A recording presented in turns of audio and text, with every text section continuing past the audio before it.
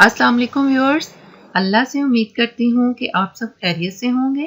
आज मैं आपके लिए बहुत अच्छी वीडियो लेकर आई हूँ और मज़ीद अच्छी वीडियोस के लिए मेरा चैनल सब्सक्राइब करें और नीचे दिए गए बेल आइकन को ज़रूर प्रेस करें। शुक्रिया। कौन था?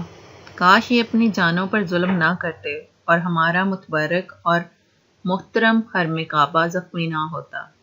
काश 1979 को पेश आने वाला हरम मक्की का वाक़या वक़ूअ पज़ीर ना हुआ होता।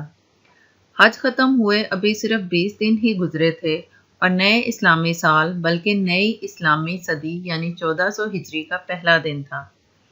गोया ये यकम मुहर्रमुल हराम सन 1400 हिजरी ब मुताबिक 20 नवंबर 1979 मंगल की सुबह थी, जब इस्लामी तारीख का एक ऐसा तलख और दिलों को रुला देने वाला वाक़या मस्जिदुल हराम की मुहतरम और मुबारक दीवारों के बीच जानों से ज़्यादा अजीज़ काबा मुशर्रफा के इतराफ़ में वक़ूअ पज़ीर हुआ, जिसके ज़ख्म आज तक अशा के हरम के दिलों में ताज़ा हैं।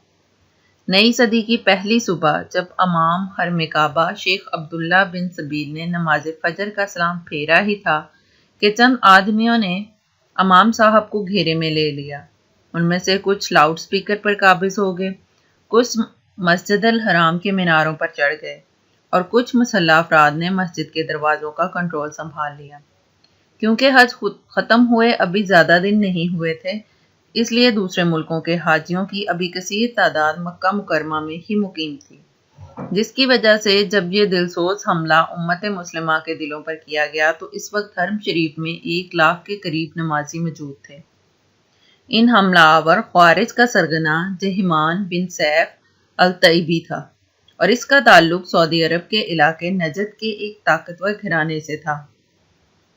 इसका दस्तेराज 27 साला मोहम्मद बिन अब्दुल्ला कहतानी था, जिसने मक्का यूनिवर्सिटी में इस्लामी कानून की 4 साला तालीम हासिल की थी, जिसकी तस्वीर आपकी खिदमत में पेश की जा रही है। कहा जाता है कि ये हमलावरों ख्वारिज का सरगना जहिमान बिन सैफ अल तईबी ने इसे अपना बहनोई बना रखा था। इन लोगों ने बड़ी बारीक बीनी से प्लानिंग करके जनाजों का बहरूप बनाकर ताबूतों के जरिए असले की बड़ी मिकदार हरम पाक के तहखानों में जमा कर ली थी। असले के साथ खुश्क खजूरों और दीगर अशिया खुर्दोनोश का भी अच्छा खासा ज़ख़ीरा तहखानों में छुपा दिया गया था। ये सब काम कई दिनों में मुकम्मल हुआ, मगर साजिश गहरी थी, इसलिए किसी को इसका शक ना हुआ और किसी के गुमान में भी ये ना था कि इस मुतबरक मकाम पर कोई गिरोह इतनी नापाक साजिश का तसव्वुर भी कर सकता है। दिलों को चीर देने वाली इस सुबह जब इमाम हरम काबा शेख अब्दुल्ला बिन सबील को इन हमलावरों ने अपने काबू में किया तो फौरन ही इनके नापाक अज़ाइम के मुताबिक कार्रवाई पूरे हरम मोहतरम में शुरू हो गई। अचानक हरम के तमाम दरवाजे बंद करके इन पर अपने मुसल्ला अफराद खड़े कर दिए गए। हरम में मौजूद तमाम नमाजी यरगमाल बना लिए गए। जो अपनी थोड़ी बहुत कोशिश से हरम से निकल गए, बस वही निकल सके। बाकी सब मासूम हाजी और नमाजी, जिनमें ख़वातीन, बूढ़े और बच्चे भी थे, महसूर होकर रह गए। एक हमलावर ने अरबी में हरम पाक के इसी माइक से, जिस पर चंद लम्हों पहले नमाज फजर की तिलावत हो रही थी, ऐलानात करना शुरू कर दिए कि मेहदी मऊद, जिसका नाम मोहम्मद बिन अब्दुल्ला है, आ चुका है। नाम निहाद मेहदी मोहम्मद बिन अब्दुल्ला कहतानी, जिसकी तस्वीर नीचे दी गई है, उसने भी माइक पर आकर ऐलान किया कि मैं नई सदी का मेहदी हूँ, मेरे हाथ पर सब लोग बैत करेंगे। इसके बाद इस गुमराह टोले ने मस्जिदुल हराम के मुकामे इब्राहिम जैसे मुकद्दस गोशे के पास काबा मुशर्रफा के ऐन सामने जाकर गोलियों, संगीनों और बंदूकों के साये में लोगों को धमकाते हुए बैत करवानी शुरू कर दी। मुहासरे के फौरन बाद वजारत दाखिला के तकरीबन 100 एहलकारों ने दोबारा हरम मक्की पर कंट्रोल हासिल करने की कोशिश की, लेकिन मुर्तदीन हमलावरों ने इन फौजियों की कोशिश नाकाम बना दी। इस कोशिश में बहुत सा जानी नुकसान भी हुआ। इसके बाद सऊदी फौज और सऊदी नेशनल गार्ड्स ने भी हरम पाक को नापाक लोगों से आज़ाद कराने की कोशिश की, जो ज़्यादा कारगर साबित नहीं हुई। शाम होते होते पूरे मक्का मुकरमा को रिहायशियों से खाली करा लिया गया।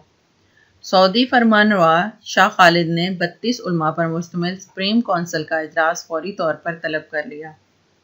علماء کرام نے قرآن و حدیث کی روشنی میں متفقہ طور پر فیصلہ دیا کہ مسلح گمراہ افراد کے خلاف کارروائی شریعت کے عین مطابق ہے۔ اس فتوے کی روشنی میں بیت اللہ کے تقدس کے پیش نظر بھاری اسلحہ استعمال کرنے سے گریز کیا گیا۔ بعد ازاں سعودی آرمی اور فرینچ آرمی کا خوارج سے مقابلہ ہوا، جن کے پاس سنائپرز اور شارپ شوٹرز تھے، اور انہوں نے مسجد الحرام میں جگہ جگہ پوزیشنز سنبھال لیں۔ 2 دن تک مقابلہ ہوا، لیکن سعودی فوجی ہلاکتوں کے باوجود سعودی اور فرینچ آرمی کامیابی حاصل نہ کر سکے۔ مسجد الحرام 2 دنوں سے اذانوں اور نمازوں کی تکبیرات کی گونج سے محروم تھی۔ گویا نہ اذانیں دی جا رہی تھیں، نہ نمازوں کا باقاعدہ اہتمام ہو پا رہا تھا۔ ممکن تھا بالآخر الحمدللہ ایک بار پھر پاکستان کی پاک فوج کو اسلام کی فوج ثابت ہونے کے لیے کارروائی کرنے کا موقع دیا گیا، جس نے نہایت کم وقت میں آپریشن کی منصوبہ بندی کی۔ پاکستانی کمانڈوز نے دہشت گردوں کے سنائپرز سے نمٹنے کے لیے ایک عجیب ترکیب استعمال کی، اور پورے مسجد الحرام میں پانی چھوڑا گیا، اور پوری مسجد کی گیلی زمین میں کرنٹ دوڑانے کی دھمکی دی گئی، جس کی وجہ سے خوارج کے شارپ شوٹرز اور سنائپرز کچھ دیر کے لیے غیر مؤثر ہو گئے۔ پاک فوج نے غیر معمولی سریت سے تمام خوارج پر قابو پا لیا۔ بغیر کسی جانی نقصان کے سب حملہ آوروں کو فوری طور پر گرفتار کر لیا۔ تمام یرغمالیوں کو رہائی دلائی گئی۔ اس طرح اللہ تعالیٰ نے یہ عظیم سعادت پاکستان کو عطا کی۔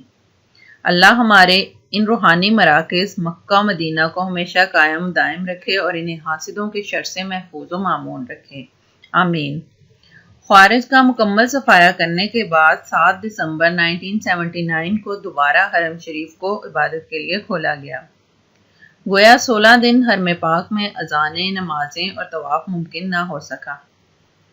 اس لڑائی میں 75 باغی مارے گئے، جس میں نام نہاد مہدی محمد بن عبداللہ قحطانی بھی شامل تھا، جس کی ہلاکت کے بعد کی تصویر آج آپ کو دکھائی جا رہی ہے۔ اس ناپسندیدہ انسان کی تصویر اور اس واقعے کی تفصیل اس لیے پیش کی جا رہی ہے کہ آپ اور خاص طور سے آج کی نوجوان نسل اسلامی تاریخ کے اس لرزہ خیز ایونٹ سے آشنا ہو سکے۔ خوارج کے علاوہ نیشنل گارڈ کے 60 فوجی، 4 پاکستانیوں سمیت 26 حاجی شہید اور سینکڑوں افراد زخمی ہوئے۔ خوارج کی بڑی تعداد کو گرفتار کر لیا گیا، جس میں اس کا سرغنہ جہمان بن سیف الطیبی تھا۔